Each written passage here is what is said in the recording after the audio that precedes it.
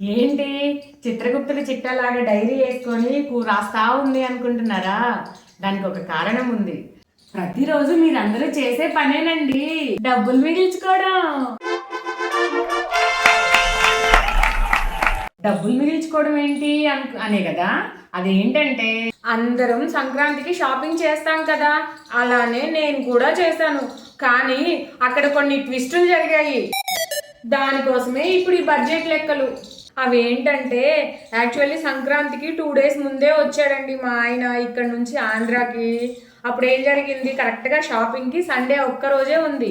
ఆ next day Bhogi రోజు షాపింగ్కి ఏం బాగుంటుంది అనేసి సండే వెళ్ళాము.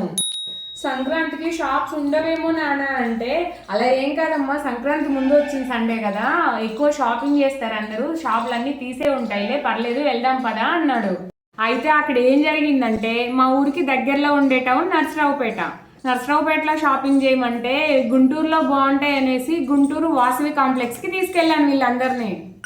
తీరా అక్కడికి వెళ్ళాక తెలిసింది 60% షాపులు క్లోజ్ చేసే ఉన్నారు. అప్పుడు మా ఆయన ఎక్స్ప్రెషన్ చూడాలి. నువ్వు కొనే 2 నైటీలకి 4 డ్రెస్లకి మీ ఊరు నుంచి గుంటూరుకి 70 kilometers కార్లో తీసుకొచ్చావు, పెట్రోల్ డబ్బులు ఎవరిస్తారు, నువ్వు ఇస్తావా మీ నాన్న ఇస్తాడా అన్నట్టుందా అయింది.